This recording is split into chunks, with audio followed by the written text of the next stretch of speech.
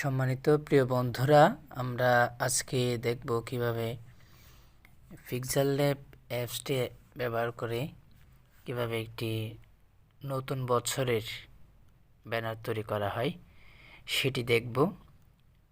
আপনাদের সাথে আমি আজকে একটি PLP ফাইল শেয়ার করব। PLP ফাইল কিভাবে এডিট করতে হয় সেটি আপনাদেরকে দেখাবো। আপনারা অবশ্যই দেখতে পাচ্ছেন মোবাইল স্ক্রিন, একটু মনোযোগ সহকারে দেখবেন। দেখার আগে বলছি, আপনারা শুরু থেকে শেষ পর্যন্ত ভিডিওটি না টেনে দেখবেন। এই PLP ফাইলটি ডাউনলোড করতে পারবেন। আমি এখানে পাসওয়ার্ড দিয়ে দেব। পাসওয়ার্ডটি সংগ্রহ করে আপনারা PLP ফাইলটি ডাউনলোড করে আপনার পছন্দের আপনার নিজে এডিট করতে পারবেন।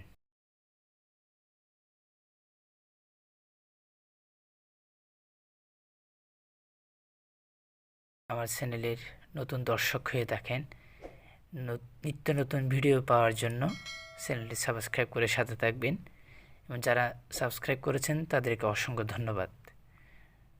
আমরা শুরু করি ভিডিও। PixelLab অ্যাপসে প্রবেশ করবেন। উপরে 3 ডট মেনু দেখা যাচ্ছে, দেখছেন, সেটাতে ক্লিক করবেন। ওপেন PLP ফাইলে ক্লিক করবেন। আপনি যে PLP ফাইলটি সেভ করেছেন সেটি এখানে নিয়ে আসবেন। ক্লিক করলাম, আমি ব্যাকে ক্লিক করলাম, চলে আসছে। হ্যাঁ, এটি কিভাবে এডিট করতে হবে, আপনি একটা লেয়ার দেখতে পাচ্ছেন, লেয়ারে ক্লিক করবেন।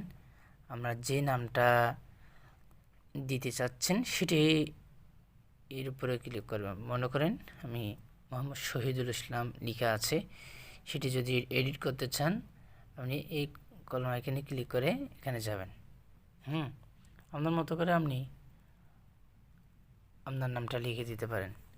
আমি যেহেতু শহীদুল ইসলামের জন্য করছি, আমি শহীদুল ইসলাম রেখে দিচ্ছি।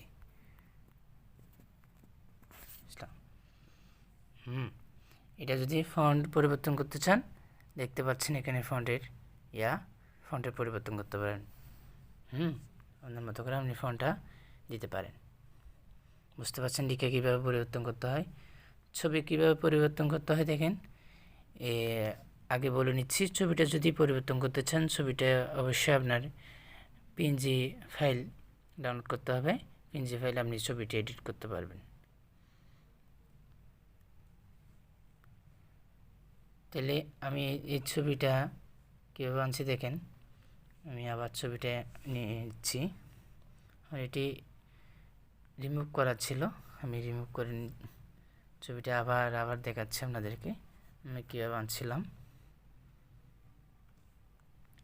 এভাবে এনে আমি আপনার ছবিটা এনে একইভাবে যেটা ছবিতে ছিল সেটাতে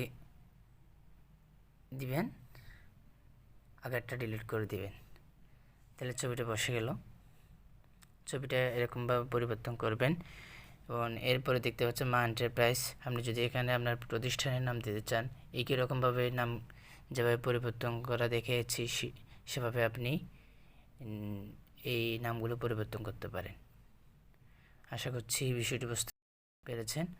এটা যদি সেভ করতে চাই, আপনারা ওখানে ক্লিক করবেন। ক্লিক করে সেভ অ্যাজ এটাতে ক্লিক করবেন। ক্লিক করে রেশিও দিবেন, আপনি আলট্রাতে দিতে পারেন। আলট্রা দিলে আপনার HD মোডে সেভ হবে। আমি সেভ টু গ্যালারি দিয়ে দিচ্ছি, দেখতে পাচ্ছেন সেভ হয়ে গেল।